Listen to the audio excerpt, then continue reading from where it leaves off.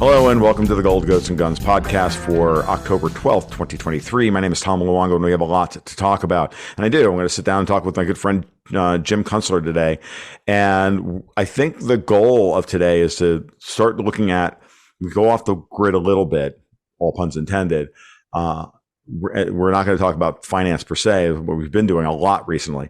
And I want to talk about with Jim, because I can't really think of a better person to talk about this with at a qualitative level, than complex system breakdown. And Jim sent me and Dave Collum an email last week about the situation with electric vehicles that just said to me, dude, we need to have a podcast. So Jim, welcome back to the show, and appreciate you taking the time, man. A pleasure to be here with you. So do me a favor or do the audience a favor. You sent me this note about electric vehicles, and there's been a lot of stuff in the news about, and not just in the news, but just within the space of this fantasy that we can, run the world on electric vehicles, knowing full well that we don't have the industrial capacity to do so. But there's another angle on this that I think is really interesting that you brought up, and let's just start there and give me your perspective on what you're seeing. Well, the note that I transmitted to you that I got from somebody else was to the effect that there's a big problem with the insurance companies being able to continue to insure electric cars. And one of the big problems is that all of the electric car companies have proprietary spare parts. There aren't universal spare parts like in the internal combustion world of air filters, et cetera. All those things that are, kind of generally made for many different kinds of cars. And the electric car companies are charging extortionate prices for the spare parts.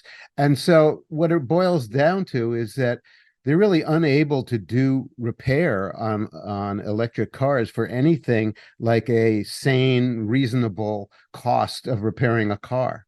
And this is outside of the other problem of the batteries combusting and causing tremendous problems with fires. So that's what I heard. And, it only adds to a whole train of other concerns that we've had for a long time about the viability of this electric car swap out, that we're going to take these 200 million odd vehicles in our gasoline and diesel truck and car fleet and just swap them out for electric vehicles. The whole thing has seemed like a ridiculous fantasy for any number of reasons. We read these reports about the charging stations in California being run on diesel generators. What kind of ridiculous delusional fantasy are they going through in California? And the I think generally understood proposition that we simply don't have a sturdy enough electric grid to charge anywhere near that number of cars. And it just seems like a non-starter. Another huge part of this is the fact that electric cars are very expensive. The retail price of them has been subsidized for a long, long time. I think the estimate is that without the subsidies, a cheap electric car would cost something like $100,000. And even at the subsidized retail price of $30,000, $40,000, $50,000, it's way beyond what the average middle class person can afford to spend on a car. Right. And we've got this whole talk about complexity and hyper complexity and the unraveling of complex interrelated systems. Right. You can see how there are so many parts of this great machine that we're not paying attention to. For one thing, the whole mass motoring system is based on people buying cars on installment loans. And that whole part of the system has been falling apart for the last decade, right? The car companies have gone to heroic lengths to invent long-term loans that are really quite preposterous, that people cannot be expected. They're not plausible. People can't pay them back. Right. 7-8 year loans on used cars where the collateral for the loan, the car, goes to zero value after a few years. Right.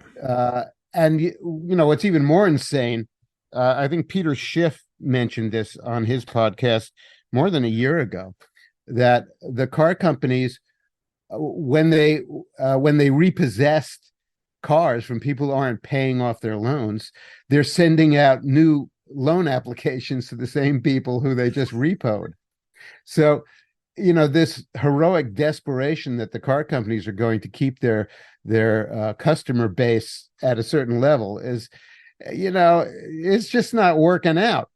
Right. And it gets worse and worse every month. People can't afford to buy any of these cars, whether they're electric or gasoline or diesel or anything. So the whole mass motoring thing, which is an enormous system within the greater system of systems that we live in, is coming apart, and with it is the implication, for example, that the entire suburban matrix that represents our way of living is not going to be working in a few years, or maybe even sooner. Right. It's funny, Jim. I hear everything you're saying because I see it. It's clearly obvious that we have Klaus Schwab, the Bond villain, out there saying, by 2030 you won't need a car, you won't want a car, and you won't be able to get one. I look at him and I say, do you have any idea what you're asking? Like, forget the fact that you think that we all need to live in 15-minute cities and or pods and all the rest of it. And again, I know you champion the organic growth of small walkable cities, and I'm not bringing that up as a pejorative. Like, just to remind everybody. Stop there for a moment, because this is a very important point, and it's become a huge point of confusion. Agreed. Among educated people. For 30 odd years, I was a member of the Congress for the New Urbanism, which was a group that set out to reform the way we develop property in America so that we would quit using the suburban sprawl template and start using traditional town planning and getting more development that was of a type of the traditional walkable town or neighborhood or city. And I thought that was a very good, reasonable approach to the set of problems that we face. It would deal with a lot of our problems all at the same time. Extreme car dependency, the added cost of living for doing that, the spiritual and psychological shortcomings of living in this suburban alienating, enemy producing environment, actually a very punishing environment to the human spirit. It would solve a lot of things. So I jumped on board with the New Urbanists and helped them publicize their activities for decades. And I think that they did really a great job, and they succeeded in many ways. They put up some great projects, and they went into the nuts and bolts of many municipal coding regulations and changed them to produce a better outcome. And they really did a good job. But now the 15-minute city has come along and confused people utterly about what the walkable city is supposed to be. And now there are all these people who have, decided that new urbanist ideas are abhorrent because they're the same as Klaus Schwab's. Right. And they're not. And we are, there's no question that we're going to have to move back to traditional towns, neighborhoods, and cities where you are able to walk around. The new urbanists made a great point of attempting to accommodate cars wherever possible in the most intelligent way, and to discipline their behavior in the human environment so they weren't hurtling along at 50 miles an hour where people are walking. Right. And they did a great job of that too, design-wise. Now, I've been a little more extreme than many of them have, because I don't think that mass motoring is going to survive in any case. But we are going to need a way to live in civilized towns, and civilization depends on the civitas. Yeah. cities. Those words in their Latin roots are connected. And so it's been a great disservice and just a tragedy that the World Economic Forum and Klaus Schwab have confused what the walkable city is supposed to be. Agreed. And it's funny, when I used to do practical politics in the People's Republic of Alachua County, Gainesville, Florida, 10, 15, 20 years ago, I remember sitting on planning commission meetings with the county commission, and we have a lot of we out on the outskirts of Gainesville. There are towns like Town of Tioga and other planned communities that have the beginnings of this, right? But they also wanted to be in effect they were gated communities in many ways, but they were also designed to minimize the full traffic flow, so that there were light commercial zones right next to all the residential zones and whatnot. And I remember literally sitting there and watching them change the rules and saying, well, we hate gated communities, right? And enforce other arteries in from other directions in order to connect them to the rest of the thing. And I'm like, are you insane? Because there were great battles in the new urbanist movement for 30 years. They used to have these planning charrettes, so-called. Okay. They were basically, public meetings in which all the so-called stakeholders were called in to make this planning process appear democratic and in fact, to be democratic. But, they met tremendous opposition because the suburban habits were so ingrained that they were extremely difficult to overcome. And by the way, many of the new urbanists, including the founders of the movement, came out of Florida, and they did a lot of work in Florida, including probably the most iconic project of all, the first one of its kind, Seaside, in the Panhandle between Panama City and Pensacola. Okay. Really incredibly beautiful place, a tremendous outcome and a great model for Americans to see. But there were tremendous battles.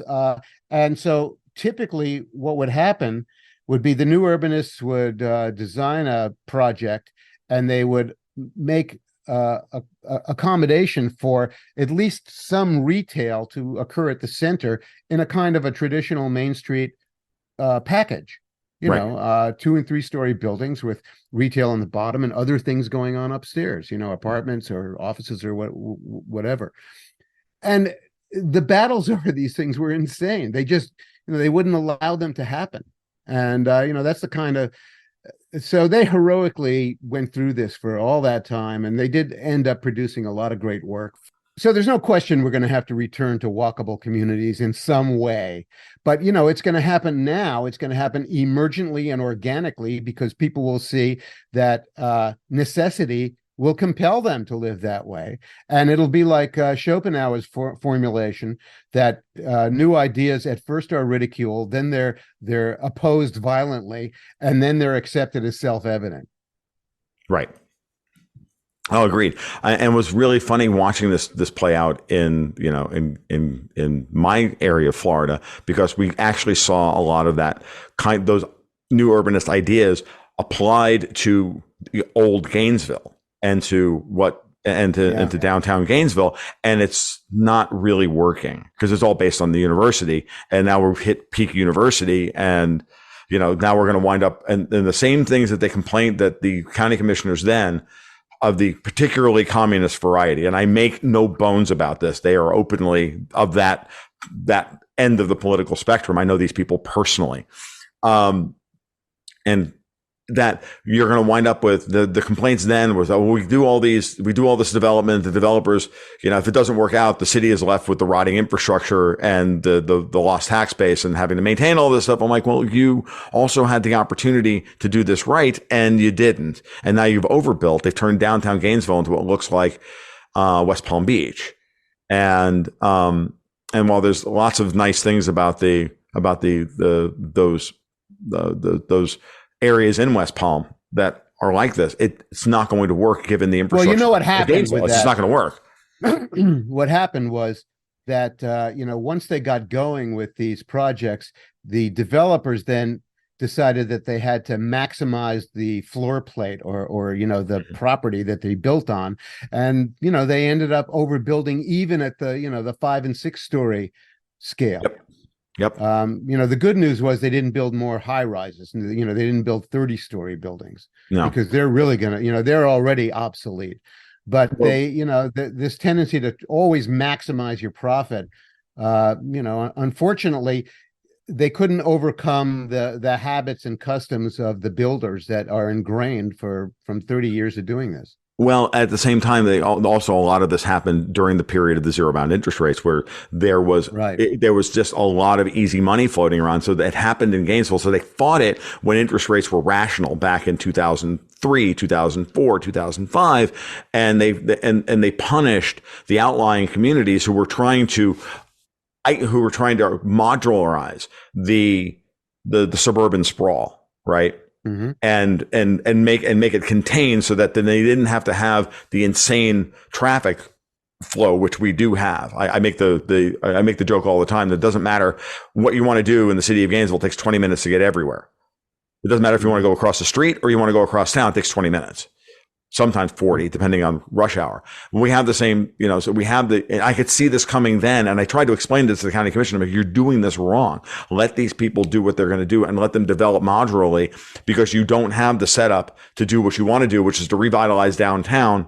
And now that they did do it with the shop, apartments over mixed use and apartments over storefronts model that they have downtown, that happened during zero bound, and everything is overdeveloped, and now they're. Well, let me give you another example of how the customs and practices of the builders have. Let me give you another example of how the customs and practices of the builders have become a problem. It's not just the financial part of it. They're so used to doing as much development in one place as possible that they can't build at scale. The original traditional towns or cities or neighborhoods anywhere in the world, the frontages are only like 20, 30, 40 foot frontages. And that produces, a great variety of buildings in a block, and none of them are too big. And, they're all individually managed by a smaller unit of management.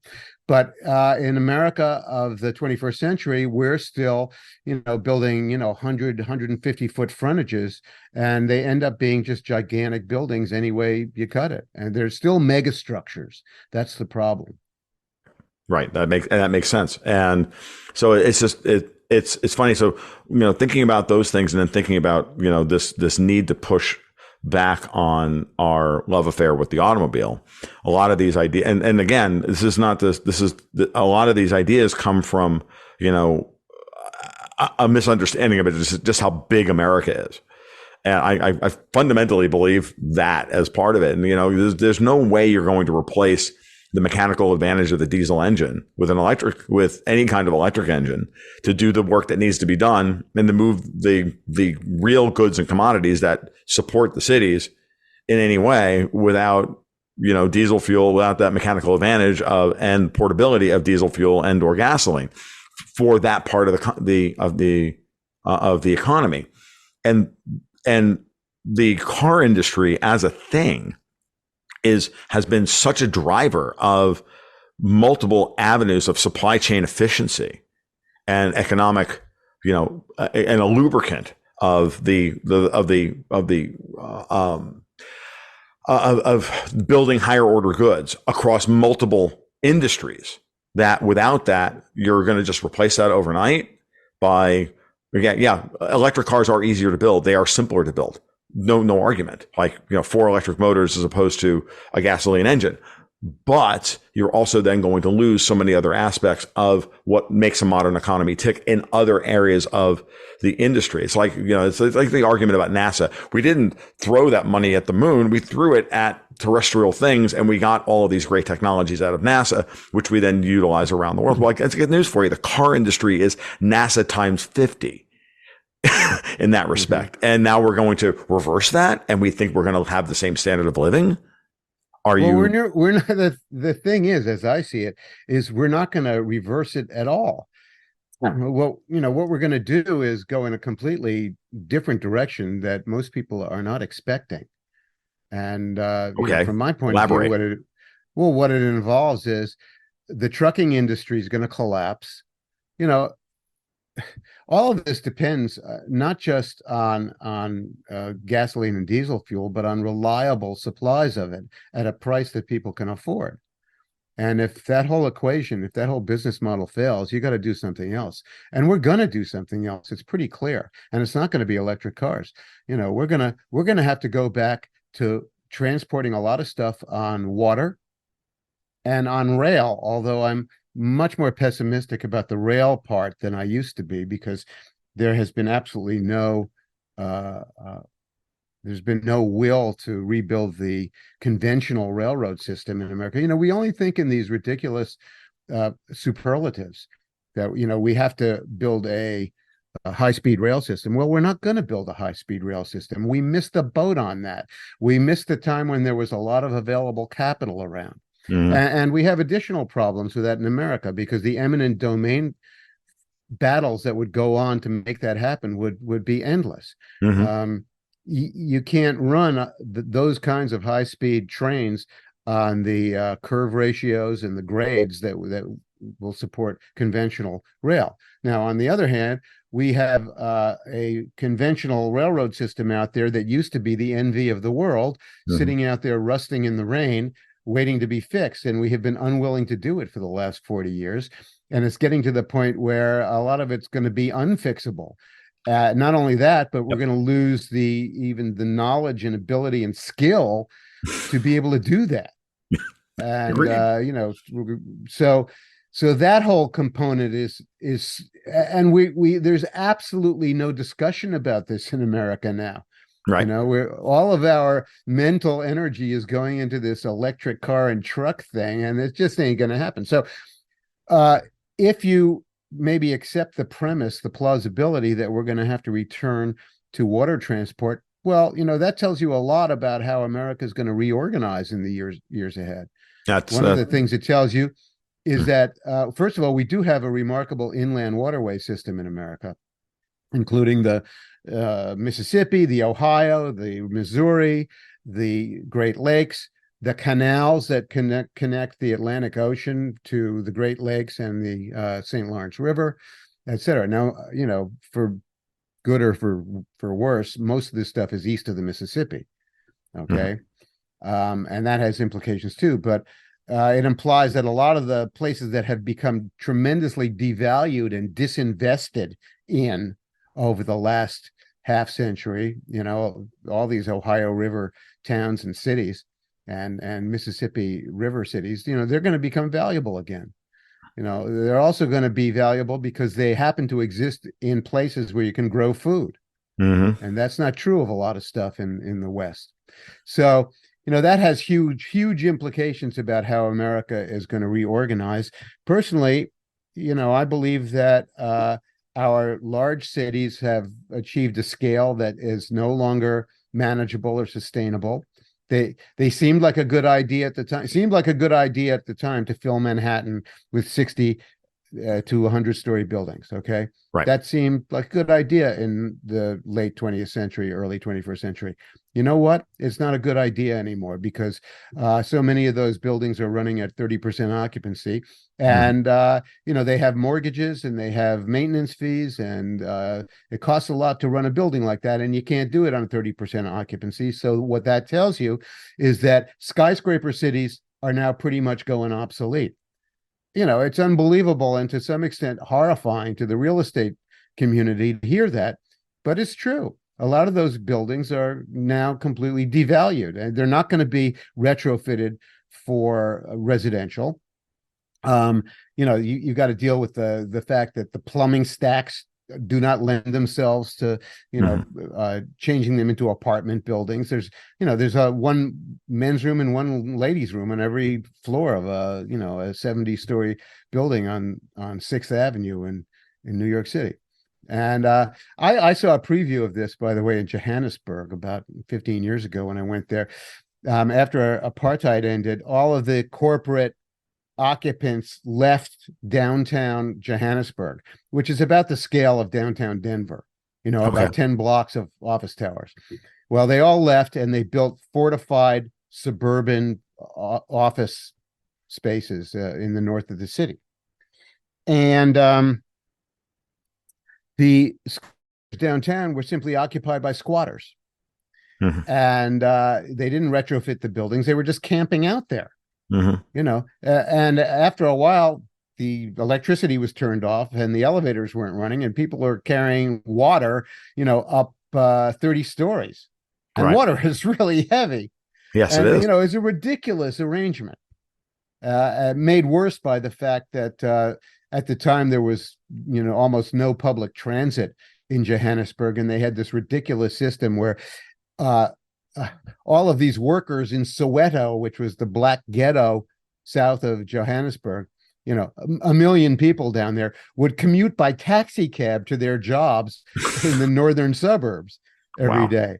So what you saw was complete insanity in the mm-hmm. breakdown of a business model for running a 20th century city. Right. And, we're going to see not the same thing, but, we're going to have similar problems. We already are. Yeah. We're already seeing it in Manhattan. I was going to say that we've thought about this for a long time. Dexter White and myself have thought about this for a long time, that New York, especially with Wall Street moving away from New York City, which it's moving towards Dallas, it's moving towards Miami. That, eventually you're just going to, turn New York into a museum in many ways, the same way you could say that a lot of London is a museum, and a lot of former financial centers that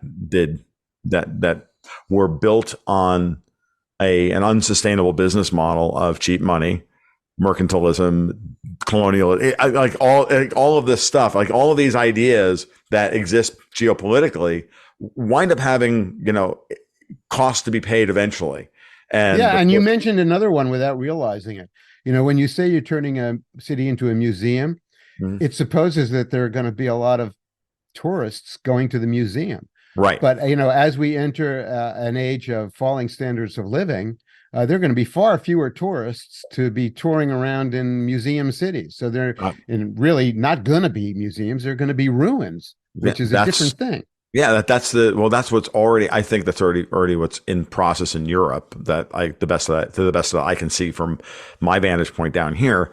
And the same thing is coming for certain aspects of old America. The interesting implication to everything, as you were speaking, the thing that kept popping into my head, because this is a theme I keep coming back to, which is that at some point, someone in America is going to say, okay, enough is enough. This is not going to work. And there's going to be a political revolt that forces either an extension of the existing system, and that doesn't involve collapse, at which point there becomes people start actually talking about a rational transition from one system to another, as opposed to the let's break it all model of what, for lack of a better term, is the modern economic left, right? Which is represented by the WEF. And this is I think that at some point, the will to rebuild the railroads is there. It's just not there politically, because as I keep saying, I don't see these people as incompetent, Jim. I see them as vandals, intentionally mm-hmm. making sure that the right decisions aren't made. I saw it at the local level in Alachua County 20 years ago. They did it on purpose. They knew exactly what they were doing and why they were getting their marching orders from the National Democratic Party.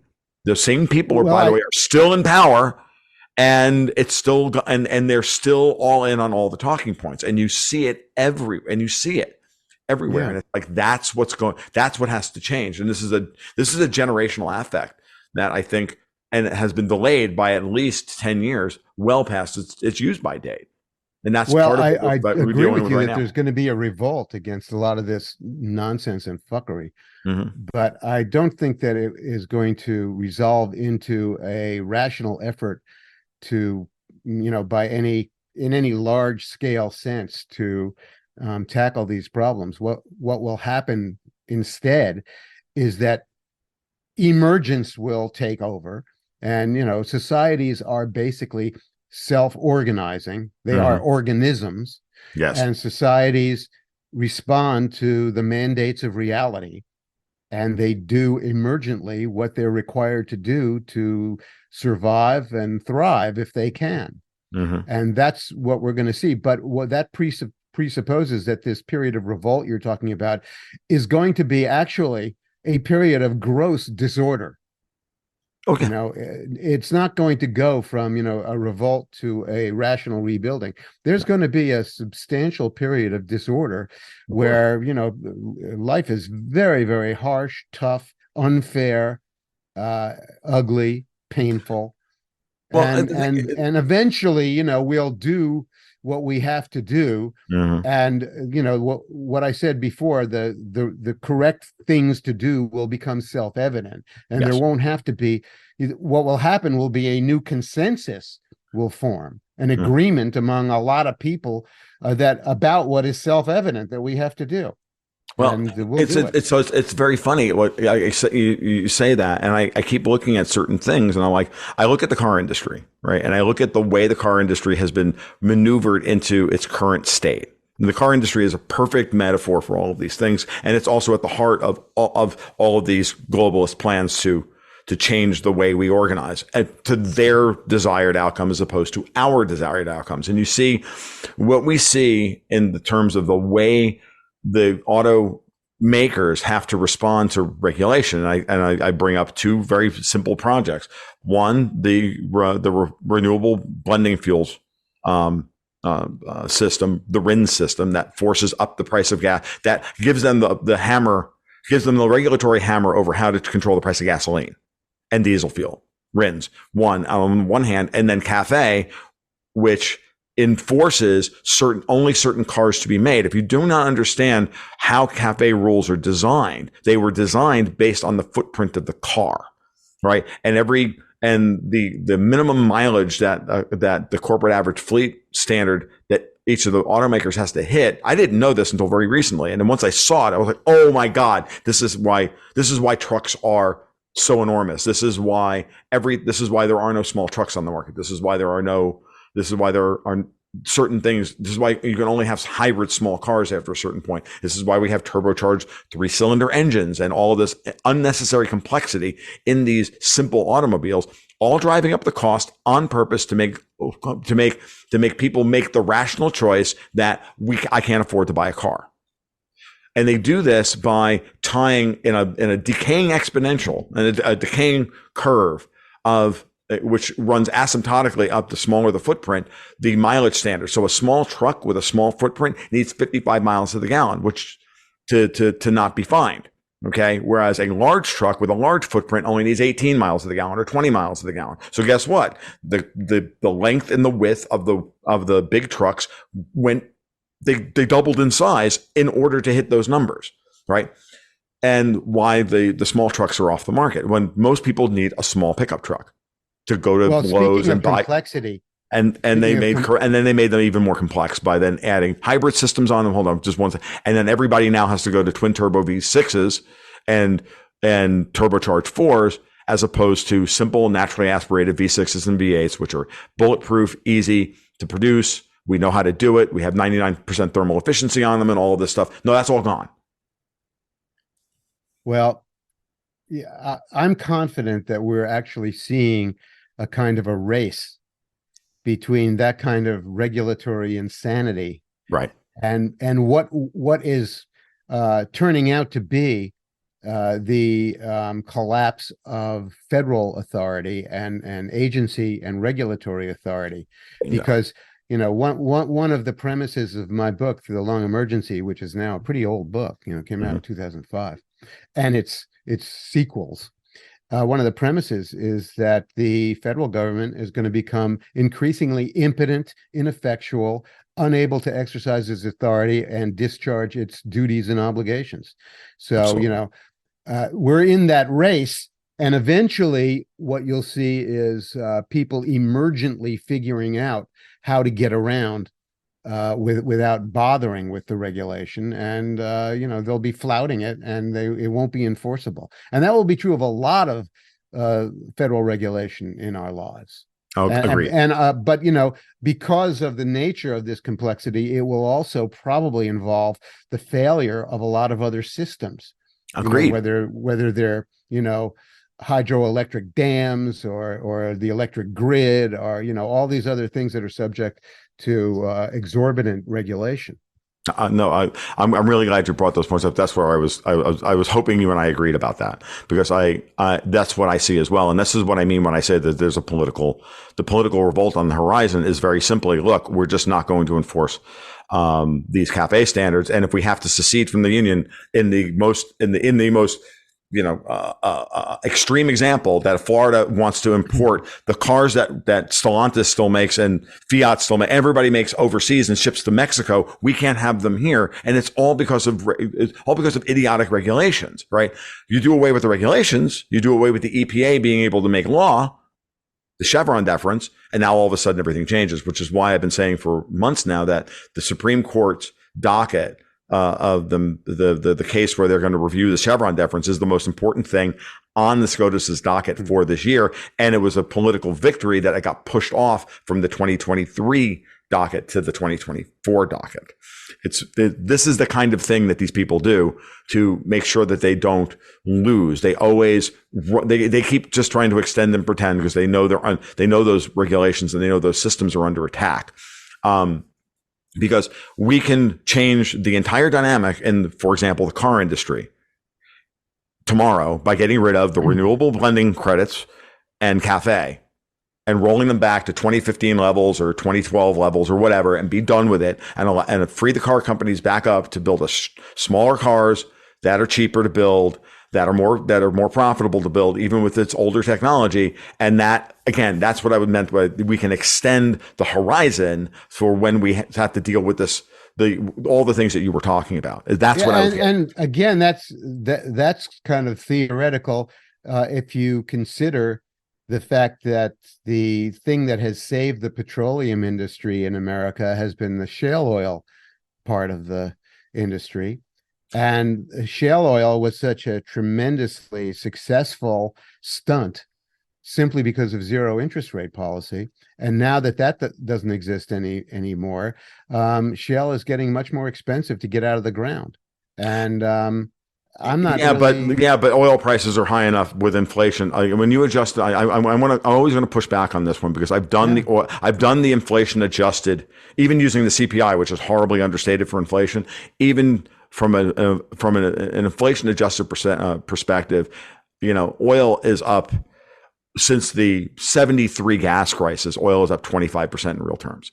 It's at most.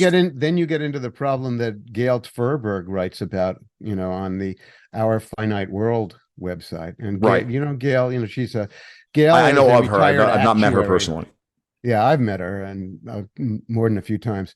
She's a retired actuary who started writing out on the Oil Drum website, which fell apart like 10 years ago. But yeah, I used to read for a while. It was a great website for a while. She was one of the editors. But one of her major themes has been that you can't just talk about high oil prices. You got to talk about low oil prices too. Mm-hmm. And the reason that they tend to get low in these emergencies and crises is that there's so much demand destruction that occurs when the prices are high, that all kinds of business activity and personal activity stops. Mm-hmm. And, you end up in a kind of tug of war between the high prices and the low prices, so that there really isn't any sweet spot for that. Well, but again, so much of that is also driven by ruinous regulatory policy. Like, there's plenty of heavy oil up in Canada. There's plenty of heavy oil all around the world. And I'm not discounting the argument against shale, right? I understand that shale is the kind of project that was absolutely engendered or assisted along with zero bound interest rates, which then also allowed us to, double the price of cars and let everybody drive luxury trucks and all the rest of it. No, don't get me wrong. I get all that. Right? I get it, and changes the way people behaved in truly perverse ways.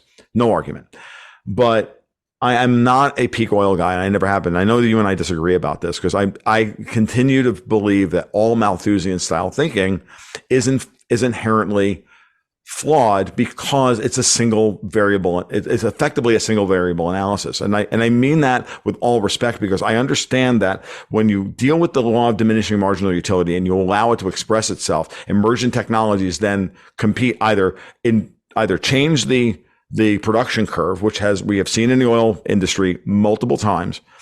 And there are still plenty of technologies that are not fully deployed that can go and grab oil that from shut-in wells. There's plenty of oil for us to go recover, even from stuff that we would consider be played out. We've seen it in the gold industry. We've seen it in the silver industry.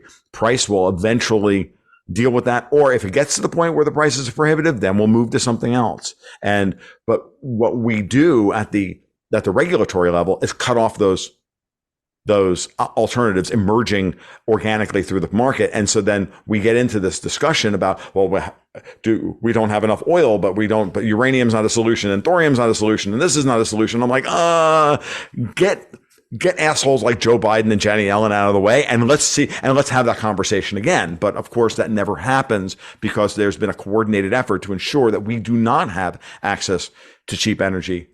And that's been going on for at least yours and my lifetime. It's been a coordinated effort to suppress that and make access to cheap energy without volatility, to make that tenuous and always make us think and be worried about tenuous energy production and supply when the reality is that these industries know exactly how to deal with this stuff, and it would be a lot easier if they would just get out of our way. The volatility in oil is purposefully amplified for geopolitical reasons.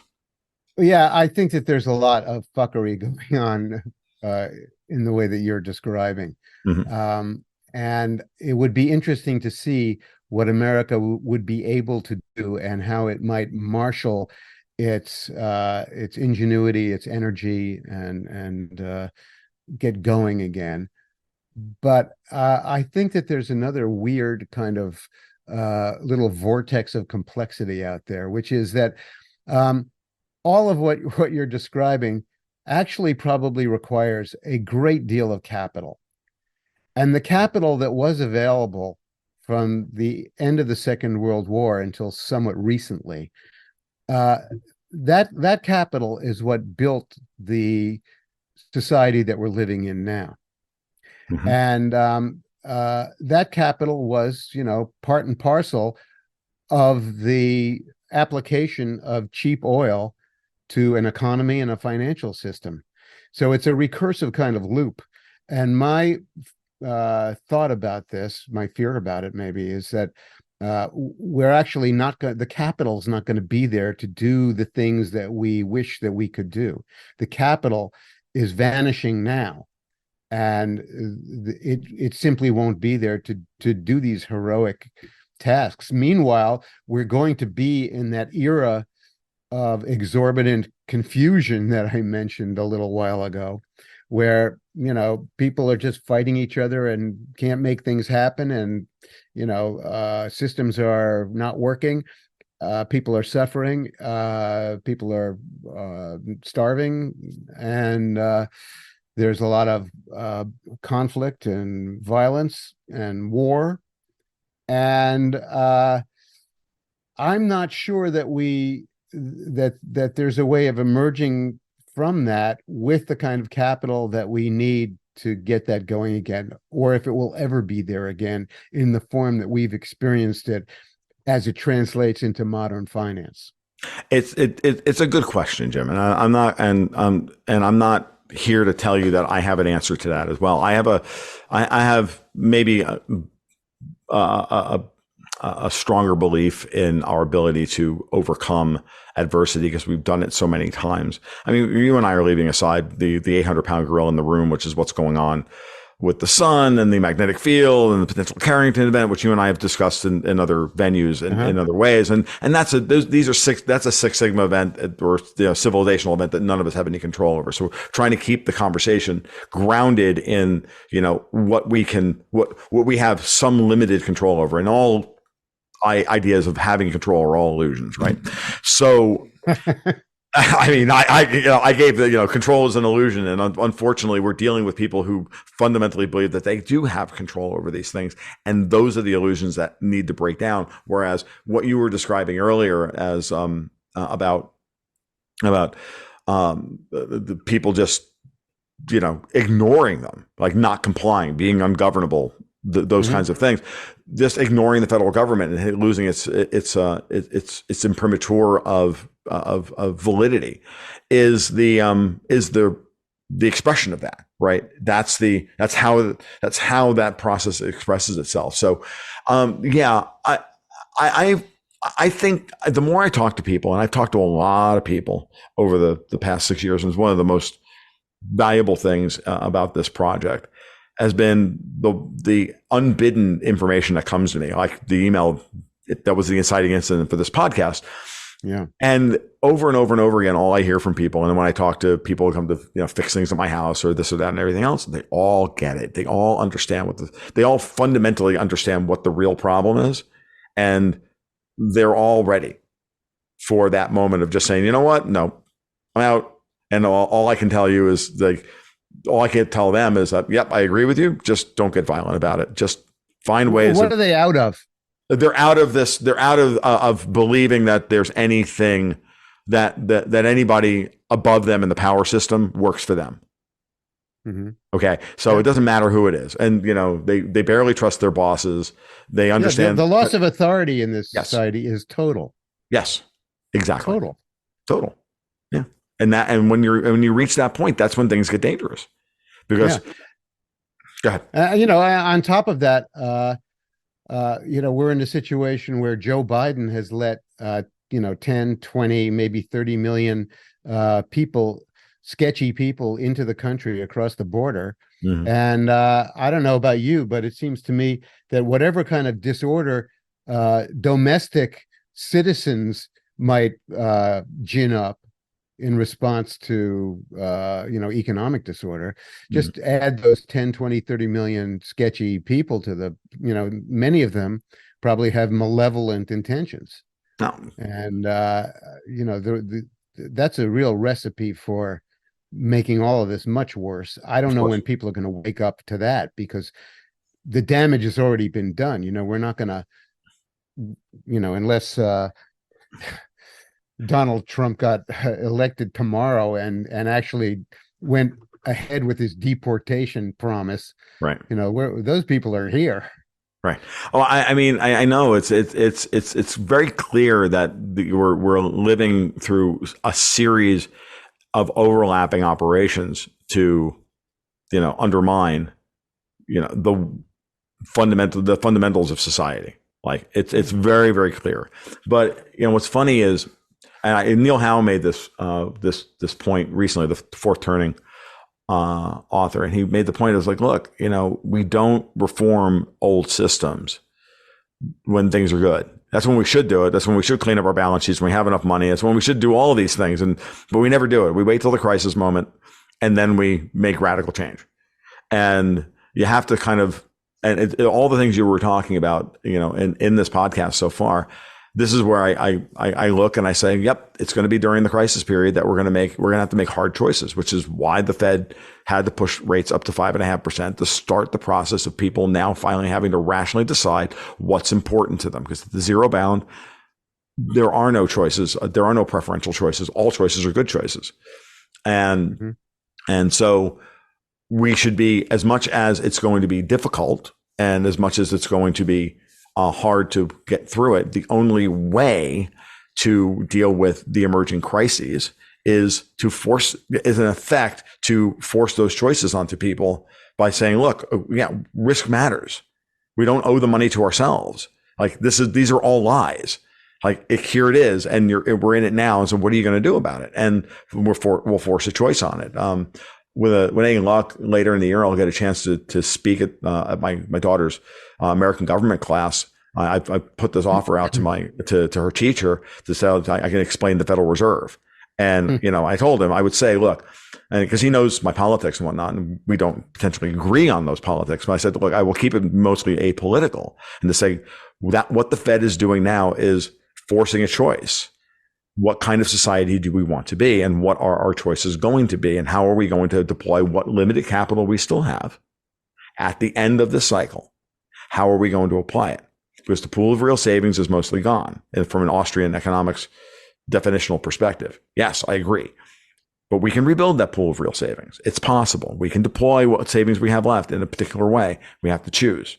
And how we make those choices will determine the next 50 years or 60 years of the society.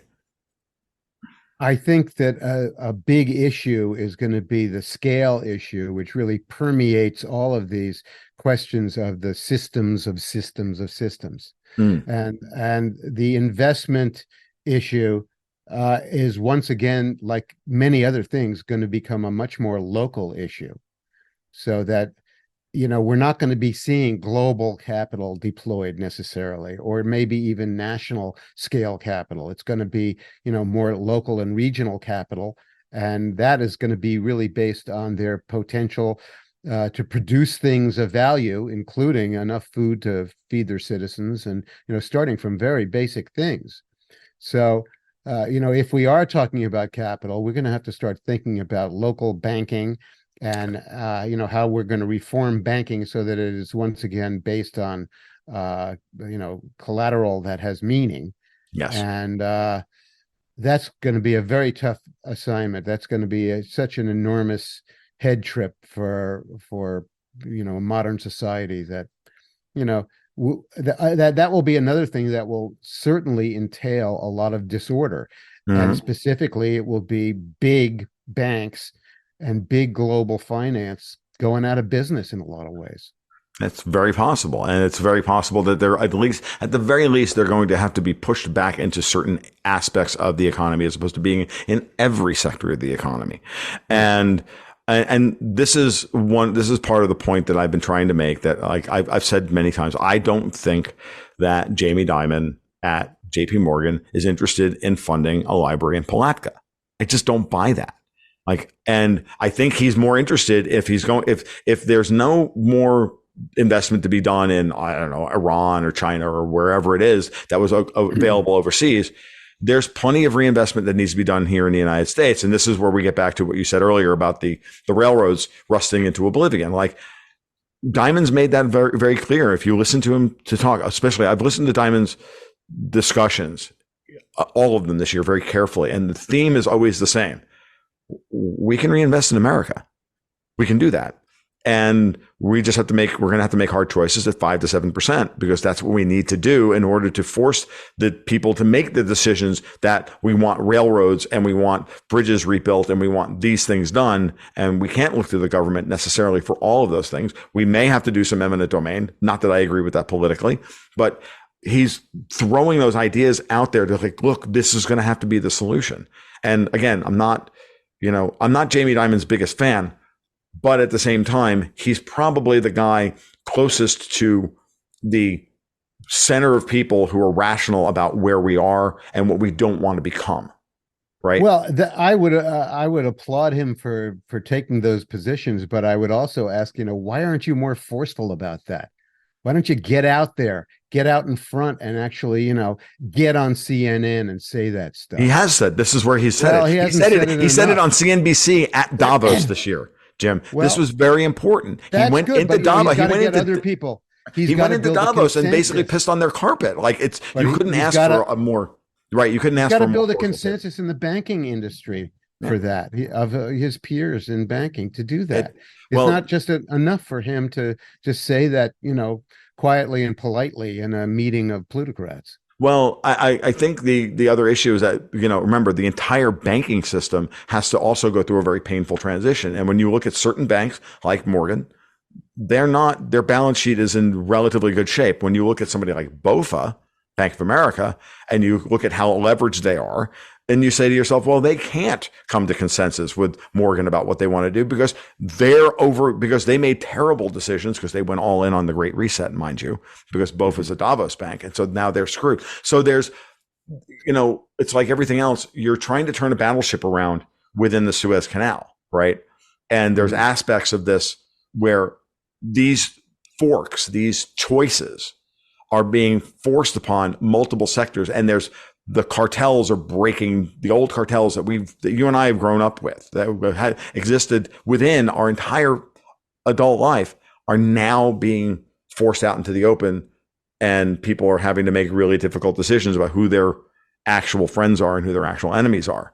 And I think, they also know it's a game of musical chairs. well, that's I guess that's the best way of putting it. That's very good. Thank you. There are going to be a lot of losers. Mm-hmm. There are. And so, nobody wants to be that loser. Of course not. So they're going to fight. They're going to fight for as long as they can. And that's why you see things like, it's why you see some of the things that you see. And I try to chart that by looking at things in like the bond markets and the currency markets and whatnot, and how, and how the central banks and the treasuries like coordinate policy, and then how it gets undermined. And then, that's the story I keep trying to tell. Yeah. And the best of my being. But I think it's really important that the points you brought up today in the context of this, because when I make the comments that I make, I'm not trying to paint an overly rosy picture. What I'm saying is that it's not as bad as we may think. There are paths out of it, but we're not going to get to the point of choosing the right path until we are in the crisis moment. Because that's I'm not wholly pessimistic either. In fact, listeners who might have seen my World Made by Hand novels, although the picture of American life that it depicts is quite different from what we're living now. Those listeners would see that I'm projecting a world that in many ways is recovered a lot of its humanity. Yeah. So I just think we're going to a much different destination than many people expect, and I'm not that optimistic that we're going to be able to sustain many of the complex activities that we now take to be normal. I agree. No, I mean, take nothing that I said just previous to that statement as an argument against you. What I was actually saying is I mostly agree with you on this. I think we are going to have to get back to regional banking. We are going to have to get back to regional community. I've been making this point, that for months now. It's like make decisions that will shore up with your money, that it doesn't go to JP Morgan, even if they're offering you an extra 10 basis points. Like, give it to your local credit union and let them repair their balance sheet, because they're going to be the ones that are going to offer your kids a small business loan to open up a tire shop. Because it's not going to be JP Morgan. That money's just going to leave. Okay. Like, it's never going to come back to the community. It's why I'm over the moon that we have a local butcher shop here in my hometown for the first. I know, dude. And they're awesome. A local butcher opened up. Well, I haven't seen one here in the Northeast for forever. My uncle Sarah ran a butcher shop in Little Neck on Long Island. Like, I used to go visit him. Oh yeah, no, I remember the butcher I lived shop in Roslyn, right next door when I was 8 years old. My mom's family is all from that area. I was born in it's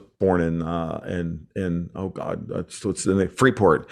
And my parents had a house in Roosevelt, and my grandparents lived in Little Neck. We all lived right next to each other in that area of and they were in Queens. My dad's family's from Brooklyn, kind of the Montagues and the Capulets thing. And, so to see the local butcher shop, and I'm like, I look at how, thankfully, this has been successful enough that I'm capable of supporting them, and I'll buy my meat there as opposed to buying it. Not that I have anything against my local Winn-Dixie, but I'd rather buy the meat there. And by the way, their steaks and their sausages are better anyway. So, and they're worth the extra $1 a pound. So. Yeah. And it's really when I see something like that, although we haven't seen butchers around here, any attempt to restart any kind of a local retail and commerce is just so important. It is, because anybody who thinks that the mega scaled big box world of American retail is gonna go on much longer, I think is going to be very disappointed. Yeah, no, I think so, and it's why your local feed stores are incredibly important. Your local hay providers, your local cattle producers are really important. I live in North Florida; it's cattle country up here, and it is. It's incredibly important. And the meat processors, and we don't have any tool and die shops. I say this stuff all the time. These are tire repair places, like the basic stuff. We're gonna have to, if we can't trust. We led this podcast off with EVs not being rationally capable of being repaired. And I saw something on Zero Hedge the other day. A Rivian owner was shocked at a $41,000 repair bill for a quarter panel. For a dent. Yeah, for a quarter panel, right? And I say that to myself, and I'm like, yeah. Well, do you think that, you might have to have a small part fabricated for your two-cycle engine for your lawnmower? Like, these are the things we're going to have to be able to reproduce. Like, there's going to come a point where, can you produce some nails locally? Wouldn't that be nice? And then we don't have to just buy them from China. We can make 16 penny nails. We know how to do this. And this is the kind of thing. So you and I agree completely about what that's going to look like, I think, at a certain level. And certainly that's part of the reason why I live where I live. I know that you live where you live for exactly these reasons. So, any last words? We haven't touched on the chaos that's now breaking out all over the world, really. Well, and it seems to be the beginning of something big, and I think it probably is. And I think that alone is going to begin to really badly accelerate the kind of systems failure that we've been talking about. I agreed. And if you wanted to do this, if you wanted to, round up another time, and I'll be happy to discuss those ideas on your show. If that'd be great. So, all right, that would be fabulous. Why don't we leave it here for now? And I'm going to thank Jim for his time and attention and his thoughts on all of this stuff, because he really is, again, one of the out of the box thinkers that is important in this. So, Jim, I really appreciate you coming on this morning. A pleasure. All right, take care, man. That'll about wrap it up for episode 157 of the Gold, Goats, and Guns podcast. I want to thank Jim Kunstler for his time and his attention, as always, and thinking about things that I don't necessarily keep my eye on a regular basis. So it's always good to get Jim's perspective. And by the way, for those of you who don't follow this, Jim, myself, Dave Collum are all tend to show up on Tommy's podcast, Tommy Kerrigan's podcast over on Rumble, about once every month, 6 weeks or so, whenever Tommy sends out the invite for another episode of what we call the Bald Ones. Those were always a hot time in the old house, and I really enjoyed doing them. So, give Tommy a plug. He works real hard.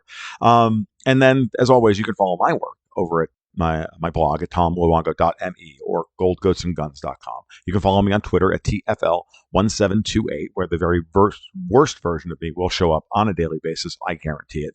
And as well, you can, of course, sign up over at Patreon and support us directly over there at Patreon/goldgoatsandguns, where we do both a monthly investment newsletter with a bespoke portfolio, stock tips, all designed around helping a retail investor make sense of all this stuff, as well as private video and blog posts for the patrons, as well as a private discussion server. So you guys, that's the thing. It's not very expensive, so give it a shot. There we go. I'm out. You guys be well. You take care. We'll talk soon. And keep your stick on, guys.